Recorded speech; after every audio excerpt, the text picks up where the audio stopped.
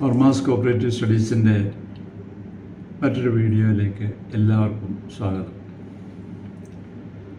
സഹകരണ വകുപ്പിലെ junior cooperative inspector auditor തസ്തികയിലേക്കുള്ള ഇൻ്റർവ്യൂ ഈ മാസം 12-ന് PSC ആരംഭിക്കുകയാണ്. അപ്പോൾ PSC നടത്തുന്ന ഈ ഇൻ്റർവ്യൂവിൽ പങ്കെടുക്കുന്ന ഉദ്യോഗാർത്ഥികൾ പലരും എങ്ങനെയാണ് ഇൻ്റർവ്യൂവിൽ അറ്റൻഡ് ചെയ്യുന്നത്, ഇൻ്റർവ്യൂ ബോർഡിൽ ആരൊക്കെ ഉണ്ടായിരിക്കും, ഏതെല്ലാം സബ്ജക്റ്റുകളായിരിക്കും ചോദിക്കുക, എങ്ങനെയാണ് പഠിക്കേണ്ടത്, ഒരു ഇൻ്റർവ്യൂവിനെ എങ്ങനെ നേരിടണം എന്നെല്ലാം ഉള്ള ഒരു വീഡിയോ തയ്യാറാക്കണം എന്ന് ആവശ്യപ്പെട്ടതിൻ്റെ അടിസ്ഥാനത്തിൽ ആണ് ഈ വീഡിയോ തയ്യാറാക്കിയത്. ഇതിനു മുമ്പ് നടന്ന കോപ്പറേറ്റീവ് ഇൻസ്പെക്ടർ ഇൻ്റർവ്യൂവിന് വേണ്ടിയിട്ട് 3-4 വീഡിയോകൾ തയ്യാറാക്കി ഇതിനോടകം തന്നെ പബ്ലിഷ് ചെയ്തിരുന്നു 4 വർഷം മുമ്പ്. അത് നിങ്ങൾ നോക്കുക. പക്ഷെ അതിനകത്ത് സബ്ജക്റ്റുകളിലെല്ലാം മാറ്റങ്ങൾ, അമെൻഡ്മെൻറ്റ്സൊക്കെ വന്നിട്ടുള്ളതുകൊണ്ട് അതിനകത്തൊക്കെ ഒത്തിരി മാറ്റങ്ങൾ വന്നിട്ടുണ്ടാകും. എന്നാലും ബേസിക്കായിട്ടുള്ള കാര്യങ്ങൾ വിശദമായിട്ട് പറഞ്ഞുകൊണ്ടുള്ള വീഡിയോ അതിനകത്തുണ്ട്. എന്നിരുന്നാലും ഒരു ഇൻട്രൊഡക്ഷൻ എന്നുള്ള രീതിയിൽ എന്താണ്, എങ്ങനെയാണ് ഈ ഇൻ്റർവ്യൂവിനെ നേരിടുന്ന എന്ന് നമുക്കൊന്ന് നോക്കാം. ആദ്യമായിട്ട് ഇൻ്റർവ്യൂ അറ്റൻഡ് ചെയ്യുന്ന പലരും ഉണ്ടായിരിക്കാം. ആദ്യം തന്നെ നിങ്ങളുടെ ടെൻഷനെല്ലാം ഒഴിവാക്കുക. പലർക്കും ടെൻഷനുണ്ട്. എന്നെ വിളിച്ച് പലരും പറഞ്ഞു, എനിക്ക് ഇങ്ങനെ ഒരു ഇൻ്റർവ്യൂവിന് കോൾ ലെറ്റർ വന്നിട്ടുണ്ട്, എങ്ങനെ ഞാൻ ഇൻ്റർവ്യൂ ബോർഡിനെ നേരിടും, ഞാൻ ഇതുവരെ ഒരു ഇൻ്റർവ്യൂവിനും പങ്കെടുത്തിട്ടില്ല എന്നെല്ലാം ചോദിച്ചവരുണ്ട്. അതൊന്നും സാരമില്ല. നിങ്ങൾ ടെൻഷൻ ഇല്ലാതെ ഇതിൽ പങ്കെടുക്കുക. ചോദിക്കുന്ന ചോദ്യങ്ങൾക്ക് ഉത്തരം പറയുക. അറിയാൻ പാടില്ലാത്ത അറിയില്ല എന്ന് പറയുക. എന്ന് പറഞ്ഞാൽ മുഴുവനെല്ലാം അറിയില്ല എന്നല്ല പറയാനല്ല, തീരെ നിവൃത്തിയില്ലാത്തത്, അറിയാൻ പാടില്ലാത്തത് അറിയില്ല എന്ന് പറയുന്നതുകൊണ്ട് യാതൊരു തെറ്റുമില്ല. അപ്പോൾ ഒരു എഴുത്ത് പരീക്ഷ നിങ്ങൾ ശ്രദ്ധാപൂർവം പഠിച്ച് തയ്യാറെടുത്ത് ആണ് നിങ്ങൾ ഇതിനകത്ത് ഷോർട്ട് ലിസ്റ്റിൽ കടന്നുകൂടിയിരിക്കുന്നത്.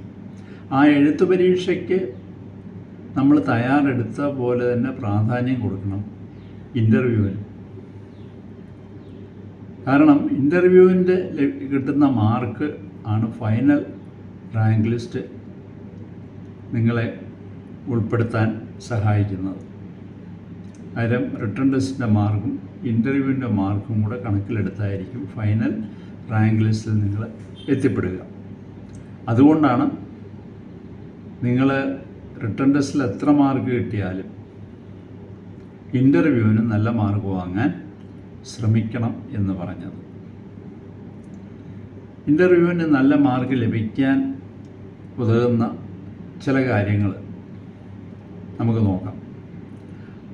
ആദ്യമായിട്ട് നിങ്ങൾ ഏത് സ്ഥാപനത്തിൻ്റെ ഇൻ്റർവ്യൂ ആണോ, ഇപ്പോൾ നിങ്ങൾ അത് നമുക്ക് വിടാം, കാര്യം ഏത് സ്ഥാപനത്തിൻ്റെ എന്നുള്ള അല്ല, നമുക്കറിയാം ഡിപ്പാർട്ട്മെൻറ്റാണ്. സഹകരണ വകുപ്പിലെ സഹകരണ ഇൻസ്പെക്ടർ അല്ലെങ്കിൽ ഓഡിറ്റർ തസ്തികയിലേക്കുള്ള ഇൻ്റർവ്യൂ ആണ്. അപ്പോൾ സഹകരണ വകുപ്പിനെ പറ്റി നിങ്ങൾക്കൊരു ഗ്രാഹ്യം ഉണ്ടായിരിക്കണം. അപ്പോൾ അതെവിടെ നിന്ന് കിട്ടും? നിങ്ങൾ പഠിച്ച അറിവുകളുണ്ടായിരിക്കാം. അപ്പോൾ അത് കൂടാതെ ലേറ്റസ്റ്റ് ആയിട്ടുള്ള പല കാര്യങ്ങളും അറിഞ്ഞിരിക്കണം. ഇൻ്റർവ്യൂവിന് അതൊരു പ്രധാന ഘടകമാണ്. ചിലപ്പോൾ അന്നത്തെ നിങ്ങളുടെ ഇൻ്റർവ്യൂ നടക്കുന്ന അന്നത്തെ ചില സവിശേഷതകൾ എന്താണോ, അത് അന്നത്തെ പത്രത്തിൽ വരുന്ന പ്രധാനപ്പെട്ട ന്യൂസ്, അതൊക്കെ ബേസ് ചെയ്ത് ചോദ്യങ്ങൾ ചോദിച്ചിട്ടുണ്ട്. അപ്പോൾ അതുകൊണ്ടാണ് ഞാൻ പറഞ്ഞത് അപ്ഡേറ്റ് ചെയ്തിരിക്കണം എപ്പോഴും. അപ്പം നമ്മളൊരു കാര്യം ചെയ്യുക, സഹകരണ വകുപ്പിൻ്റെ വെബ്സൈറ്റുണ്ട്, അത് നിങ്ങൾ നോക്കുക. ആ വെബ്സൈറ്റിൽ കയറി സഹകരണ വകുപ്പിനെ പറ്റിയുള്ള കുറേ വിവരങ്ങൾ നിങ്ങൾക്ക് കിട്ടും. അതുപോലെ ICA, സ്റ്റേറ്റ് കോപ്പറേറ്റീവ് യൂണിയൻ, ഇതിനെ സംബന്ധിച്ചുള്ള വിവരങ്ങൾ. ഇപ്പോൾ സ്റ്റേറ്റ് കോപ്പറേറ്റീവ് യൂണിയൻ്റെ ജേണലുകൾ അവർ state cooperative union journal publish ചെയ്യുന്നുണ്ട്. അത് നിങ്ങൾക്ക് വായിക്കാമെങ്കിൽ കുറേ ജേണലുകൾ എടുത്ത് വായിക്കുന്നത് നല്ലതാണ്. അപ്പം അങ്ങനെയുള്ള പ്രസിദ്ധീകരണങ്ങൾ വായിച്ച് മനസ്സിലാക്കുക. എന്നിട്ട് ഒരു ചെറിയ നോട്ട് തയ്യാറാക്കി വെച്ച് പഠിക്കുക. പിന്നെ നിങ്ങൾക്കൊരു ഡേറ്റാ ഷീറ്റ് ഇതിനോടകം തന്നെ പ്രൊഫൈലിൽ കിട്ടിയിട്ടുണ്ടാവും, ഒരു പ്രൊഫോമ. അത് പൂരിപ്പിച്ചുകൊണ്ട് ചെല്ലണമെന്നാണ്. ആ പ്രൊഫോമ വെച്ചിട്ടാണ് ഈ ഇൻ്റർവ്യൂ ബോർഡിൽ ചോദ്യങ്ങൾ നിങ്ങളോട് ചോദിക്കുക. അതിനകത്ത് പല കാര്യങ്ങളും പറഞ്ഞിട്ടുണ്ട്. നിങ്ങളുടെ ഹോബി, അതുപോലെ നിങ്ങളുടെ അച്ചീവ്മെൻറ്റ്സ്, ഇങ്ങനെ പല പല കാര്യങ്ങൾ അതിനകത്തുണ്ടാകും. അപ്പോൾ അതിൽ വ്യക്തിഗത വിവരങ്ങൾ, അതായത് പേഴ്സണലായിട്ടുള്ള ക്വസ്റ്റ്യൻസ് നിങ്ങളോട് ചോദിക്കാം അത് വെച്ചുകൊണ്ട്. അപ്പോൾ അതിന് ഒരു മറുപടി കൊടുക്കാൻ വളരെ ഹ്രസ്വമായ ഉത്തരങ്ങൾ കൊടുക്കത്തക്ക രീതിയിൽ, വ്യക്തമായിട്ട് പറയത്തക്ക രീതിയിൽ അത് തയ്യാറാക്കി പഠിക്കണം. നിങ്ങൾക്ക് എന്തെങ്കിലും എക്സ്ട്രാ അച്ചീവ്മെൻറ്റ്സ് ഈ പേഴ്സണൽ ഡേറ്റയിൽ കാണിക്കുന്നുണ്ടെങ്കിൽ അതിനെപ്പറ്റി വ്യക്തമായ ഉത്തരം നൽകാൻ തയ്യാറാകണം. കാരണം അത് വെച്ചിട്ട് ചോദിക്കും. അറിഞ്ഞുകൂടാത്ത ചോദ്യങ്ങൾ ഞാൻ മുമ്പേ പറഞ്ഞു, നിങ്ങൾക്ക് അറിയില്ല എന്ന് പറയാം. ഒരു കാരണവശാലും നിങ്ങൾ ഇൻ്റർവ്യൂ ബോർഡിനോട് ചോദ്യങ്ങൾ അങ്ങോട്ട് ചോദിക്കരുത്. അതുപോലെ അവർ ചോദ്യങ്ങൾ ചോദിക്കുന്ന അതിനിടയ്ക്ക് കയറി ഉത്തരം പറയാൻ ശ്രമിക്കുകയൊന്നും ചെയ്ത് അവർ ചോദ്യം കംപ്ലീറ്റ് ചെയ്തതിന് ശേഷം മാത്രം ഉത്തരം പറയുക. ഒരു കാരണവശാലും ഇൻ്റർവ്യൂ ബോർഡിനോട് തർക്കിക്കരുത്. അവിടെ അങ്ങനെ ഒരു വാദപ്രതിവാദം ഒന്നിനും നമ്മൾ പോകരുത്. പിന്നെ അപ്പം കൃത്യതയില്ലാത്ത ഉത്തരങ്ങൾക്ക് അറിയില്ല എന്ന് പറയാം. അതുപോലെ നിങ്ങൾ ഇൻ്റർവ്യൂവിന് ചെല്ലുമ്പോൾ തന്നെ നേരത്തെ ആദ്യം പബ്ലിഷ് ചെയ്ത വീഡിയോയിൽ പറഞ്ഞിട്ടുണ്ടത്, നമ്മൾ ചെന്ന് ആദ്യം നിങ്ങളെ വിളിക്കുമ്പോൾ നിങ്ങൾ ആ ഡോറ് തുറന്ന് ഇൻ്റർവ്യൂ നടക്കുന്ന റൂമിലേക്ക് ചെല്ലുമ്പോൾ ഗുഡ് മോർണിംഗ് സാർസ് എന്ന് നിങ്ങൾ മൊത്തത്തിൽ എല്ലാവരെയും നോക്കി നിങ്ങൾ തൊഴുത് പറയണം. അതെപ്പോഴാണേലും ഗുഡ് മോർണിംഗ് എന്ന് തന്നെ പറയുക. ഉച്ച കഴിഞ്ഞാണേലും പറയാം. അതിനുശേഷം നിങ്ങളോട് ഇരിക്കാൻ പറയുമ്പോൾ നിങ്ങൾ ഇരിക്കാൻ പറഞ്ഞാൽ മാത്രം നിങ്ങൾ ഇരിക്കുക. ഇരിക്കാൻ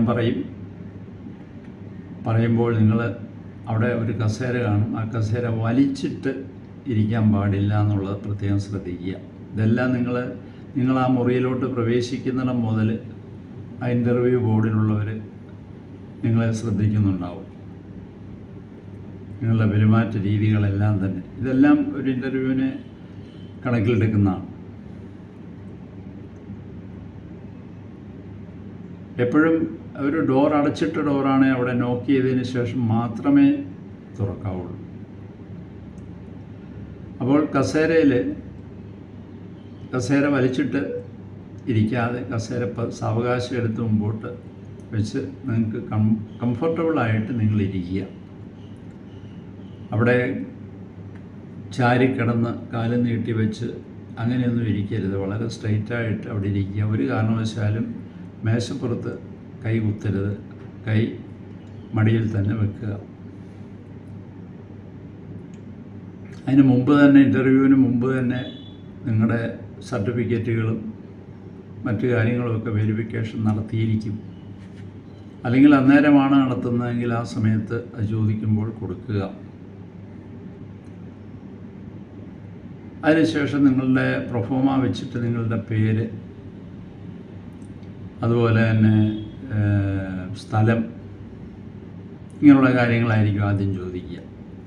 അപ്പോൾ ഇൻ്റർവ്യൂ ബോർഡിൽ സാധാരണ PSC നടത്തുന്ന ഇൻ്റർവ്യൂ ബോർഡാണെങ്കിൽ PSC ചെയർമാൻ അല്ലെങ്കിൽ PSC മെമ്പർ,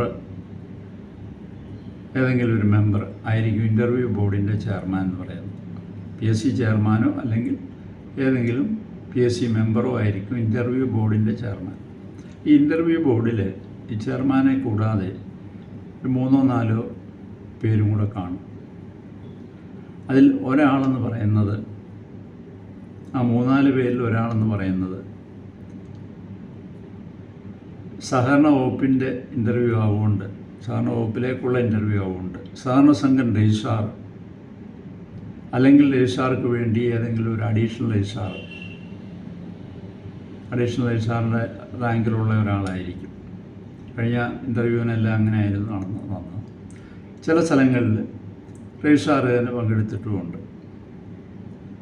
അപ്പോൾ അദ്ദേഹമായിരിക്കും ഒരാൾ. പിന്നെ ഉള്ളത് ഒരു PSC മെമ്പർ ഉണ്ടായിരിക്കും.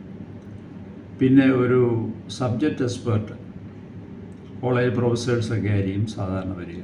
അക്കൗണ്ടൻസി, അതുപോലെ തന്നെ അങ്ങനെയുള്ള സബ്ജക്റ്റുകളൊക്കെ ചോദിക്കുന്നതിന് വേണ്ടി ആ സബ്ജക്റ്റ് എക്സ്പെർട്ട് ഉണ്ടാവും. ഇപ്പോൾ ഡിപ്പാർട്ട്മെൻറ്റിൽ നിന്ന് വരുന്ന രജിസ്ട്രാർ അല്ലെങ്കിൽ അഡീഷണൽ രജിസ്ട്രാർ ആയിരിക്കും സഹകരണ സംഘ നിയമത്തെ പറ്റിയും അതുപോലെ അതിൻ്റെ സെക്ഷൻസ്, റൂൾസ്, ഇതെല്ലാം വരുന്ന ചോദ്യങ്ങളെല്ലാം ചോദിക്കുക. അപ്പോൾ സഹകരണ വകുപ്പിനെ പറ്റിയുള്ള ചോദ്യങ്ങൾ ഉറപ്പായിട്ടും ഉണ്ടാവും.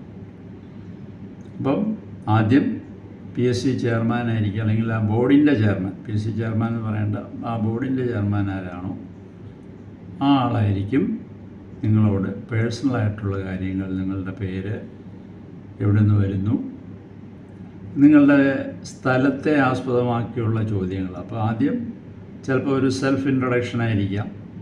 അത് കഴിഞ്ഞ് വാട്ട് ആർ യുവർ ക്വാളിഫിക്കേഷൻസ് ചോദിക്കാം. എന്തെല്ലാം ക്വാളിഫിക്കേഷൻ ഉണ്ട് നിങ്ങൾക്ക്, ആ ക്വാളിഫിക്കേഷനെ ബേസ് ചെയ്ത് നിങ്ങളോട് ചോദ്യങ്ങൾ ചോദിക്കാം. കഴിഞ്ഞ ഇൻ്റർവ്യൂവിന് ഒരു ടീച്ചറാകാൻ യോഗ്യതയുള്ള അല്ലെങ്കിൽ ഒരു കോളേജിലൊരു ലെക്ചറാകാൻ യോഗ്യതയുള്ള ഒരാൾ, ഇത്രയും ക്വാളിഫിക്കേഷനുള്ള ഒരാൾ ഇൻ്റർവ്യൂവിൽ പങ്കെടുത്തപ്പോൾ നിങ്ങൾ എന്തിനാ ഈ ജോലിക്ക് വരുന്നു, നിങ്ങൾക്ക് ടീച്ചിങ് കിട്ടുമ്പോൾ അല്ലെങ്കിൽ കോളേജിൽ കിട്ടുമ്പോൾ അങ്ങോട്ട് പോയില്ലേ നിങ്ങളെന്ന് ചോദിച്ചു. അപ്പം അതുപോലുള്ള ചോദ്യങ്ങൾ ചോദിക്കാം. പിന്നെ ഹിസ്റ്റോറിക്കൽ ഇമ്പോർട്ടൻസ്, നിങ്ങളുടെ താമസ സ്ഥലത്തെ സംബന്ധിച്ചുള്ള ചരിത്രപരമായിട്ടുള്ള പ്രാധാന്യം വല്ലതും ഉണ്ടെങ്കിൽ ആ നേറ്റീവ് പ്ലേസുമായിട്ട് ബന്ധപ്പെട്ട് വരുന്ന ഹിസ്റ്റോറിക്കൽ ഇമ്പോർട്ടൻസ് ഉണ്ട്, അതും ചോദിക്കാം. പിന്നെ നിങ്ങളുടെ അംബീഷൻ, നിങ്ങളുടെ ആഗ്രഹം എന്താണെന്ന് ചോദിക്കാം. നിങ്ങൾക്ക് പ്രയാസപ്പെട്ട വിഷയം ഏതായിരുന്നു, അല്ലെങ്കിൽ നിങ്ങൾക്ക് ഏറ്റവും താല്പര്യമുള്ള വിഷയം ഏതായിരുന്നു എന്നുള്ള ചോദ്യം ചോദിക്കാം. അതിന് ഉത്തരം പറഞ്ഞാൽ അത് സംബന്ധിച്ചുള്ള ചോദ്യങ്ങൾ അതിൽ നിന്ന് പ്രതീക്ഷിക്കണം. അപ്പോൾ നിങ്ങൾക്ക് ഇൻട്രസ്റ്റിംഗ് ആയിട്ടുള്ള സബ്ജക്റ്റ് മാത്രമേ നിങ്ങൾ പറയാവുള്ളൂ. കാര്യം അതിൽ നിന്നായിരിക്കും ചോദ്യം ചോദിക്കുക. ഏറ്റവും പ്രയാസപ്പെട്ട ഒരു വിഷയം എടുത്തിട്ട് എന്നാൽ ഇതിരിക്കട്ടെ ഇൻട്രസ്റ്റിംഗ് ആയിട്ടുള്ള സബ്ജക്റ്റ് എന്നും പറഞ്ഞ് അത് ചോദിച്ചു കഴിഞ്ഞാൽ, അല്ല അത് പറഞ്ഞു കഴിഞ്ഞാൽ അതിൽ നിന്നുള്ള ചോദ്യങ്ങൾ ചോദിച്ചെന്ന് വരാം. അപ്പോൾ നിങ്ങൾക്ക് ഈ പുതിയ ജോലി കിട്ടിക്കഴിഞ്ഞാൽ, അല്ലെങ്കിൽ ഈ സഹകരണ വകുപ്പിലെ ഇൻസ്പെക്ടർ അല്ലെങ്കിൽ ഓഡിറ്ററായിട്ട് കിട്ടിക്കഴിഞ്ഞാൽ നിങ്ങൾക്ക് അതുമായി പൊരുത്തപ്പെട്ടു പോകാൻ പറ്റുമോ,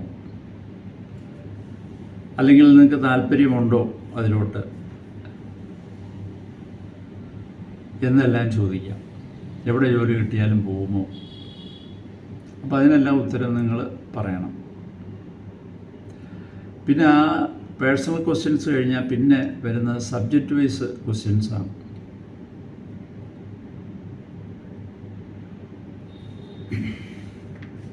അക്കൗണ്ടിങ്, ഓഡിറ്റിങ്. ഇപ്പോൾ ഒരു ഓഡിറ്റിങ്ങിനെ സംബന്ധിച്ചുള്ള ചോദ്യങ്ങൾ നിങ്ങൾക്ക് പഠിച്ചിട്ടുണ്ട്. ഓഡിറ്റ് സംബന്ധിച്ച് ധാരാളം ചോദ്യങ്ങൾ അതിൽ നിന്ന് ചോദിക്കാം. ഓഡിറ്റ് സംബന്ധിച്ചുള്ള ചോദ്യങ്ങൾ അതെല്ലാം സബ്ജക്റ്റ് എക്സ്പെർട്ടുകൾ അല്ലെങ്കിൽ ഈ ഡിപ്പാർട്ട്മെൻറ്റിൽ നിന്ന് വരുന്ന ഉദ്യോഗസ്ഥനായിരിക്കും ചോദിക്കുക. സഹകരണ നിയമം, അതുപോലെ സഹകരണ ഓഡിറ്റ് സംബന്ധിച്ചുള്ള ചോദ്യങ്ങൾ. അപ്പോൾ ഇങ്ങനെ ആണ് ഇതിൻ്റെ തുടക്കം. നമ്മൾ ഇൻ്റർവ്യൂ ബോർഡിൽ പങ്കെടുക്കുമ്പോൾ ഇപ്പോൾ ഇതെല്ലാം ഉത്തരങ്ങളെല്ലാം പറയേണ്ടത് വളരെ കൂളായിട്ട്, വളരെ സമാധാനപരമായിട്ട്, ശാന്തമായിട്ട് പറയണം. പക്ഷേ പതുക്കെ പറയരുത്. ശാന്തമായിട്ടെന്ന് പറഞ്ഞു കഴിഞ്ഞാൽ ശബ്ദം കുറച്ച് പറയരുത്. അവർക്ക് കേൾക്കത്തക്ക രീതിയിൽ പറയണം. എന്നാൽ ഉറക്കെ വലിയ ഉച്ചത്തിൽ പറയുകയും വേണ്ട. 3-4 പേരുണ്ട്, അവർക്ക് കേൾക്കത്തക്ക രീതിയിൽ പറയണം, ഉത്തരം പറയണം. അങ്ങനെ വളരെ സമാധാനപരമായിട്ട് ടെൻഷൻ ഇല്ലാതെ വേണം ഈ ഇൻ്റർവ്യൂവിൽ പങ്കെടുക്കാൻ. ഇനി ഇത് സംബന്ധിച്ചിട്ടുള്ള സബ്ജക്റ്റ് വൈസ് ആയിട്ടുള്ള സഹകരണ നിയമത്തിൽ നിന്നുള്ള പ്രധാനപ്പെട്ട ചില ചോദ്യങ്ങൾ, അതുപോലെ ഓഡിറ്റ് സംബന്ധിച്ചിട്ടുള്ള പ്രധാനപ്പെട്ട ചില ചോദ്യങ്ങൾ ഉൾക്കൊള്ളിച്ചുകൊണ്ട്, അതെല്ലാം വരണമെന്നൊന്നുമില്ല, എന്നാലും പ്രാധാന്യമെന്ന് തോന്നുന്ന ചില ചോദ്യങ്ങളും അതിൻ്റെ ഉത്തരങ്ങളും ഒക്കെ സംബന്ധിച്ച് ഉള്ള ഒരു വീഡിയോ നമുക്ക് അടുത്ത വീഡിയോ ആയിട്ട് തയ്യാറാക്കാം. അത് നിങ്ങൾക്ക് നോക്കി മനസ്സിലാക്കുകയും ചെയ്യാം. അപ്പോൾ ഇപ്പോൾ ഈ വീഡിയോ കേട്ട് നിങ്ങൾ എങ്ങനെയാണ് ഇതിൽ അറ്റൻഡ് ചെയ്യേണ്ടത്, എങ്ങനെയാണ് ഇൻ്റർവ്യൂ ബോർഡിൽ എത്ര പേരുണ്ടാവും, ഏതെല്ലാം രീതിയിലായിരിക്കും ചോദ്യങ്ങൾ വരിക എന്നുള്ള കാര്യങ്ങളൊക്കെ മനസ്സിലാക്കുക. അപ്പോൾ എല്ലാവർക്കും, ഈ വീഡിയോ കണ്ടിരുന്ന എല്ലാവർക്കും നന്ദി. അടുത്ത വീഡിയോയിൽ നമുക്ക് വീണ്ടും കാണാം.